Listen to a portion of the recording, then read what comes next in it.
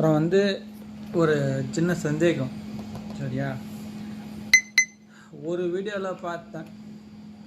ஒரு வீடியோவில் என்னன்னாக்கா, பாதாமை ஓவர் நைட் அப்படியே வந்து ஃபுல் நைட்டு ஊற வச்சுட்டு காலையில் எழுந்து அந்த மேலே இருக்கிற தோலை வந்து உரிச்சிட்டு தான் சாப்பிட்ணுன்னு ஒரு பரதேசி சொல்கிறான்.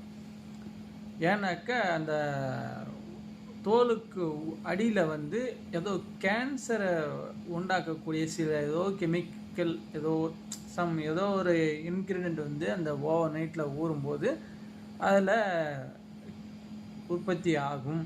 அதை நம்ம அப்படியே சாப்பிடும்போது இந்த மாதிரியான பிரச்சனைகள் வர வாய்ப்பு இருக்குது. அதனால் தோலை வந்து நீக்கிட்டு சாப்பிட சொல்லி ஒரு வீடியோவில் நான் இதுக்கிட்ட ஒரு வருஷத்துக்கு முன்னாடி 2 வருஷத்துக்கு முன்னாடி இங்கே இதே யூடியூப்லேயோ ஏதோ சோஷியல் மீடியாவில் பார்த்தேன்.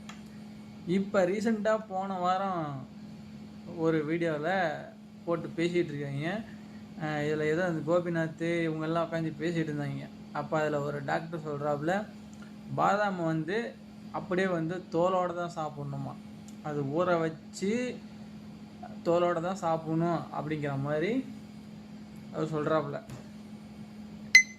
இது என்ன, இது எதை தான் நம்புறது, எது உண்மை எது பொய்ன்னு தெரியல. நிறைய பேர் இப்படி தெரிஞ்சிட்டு இருக்கிறாங்க.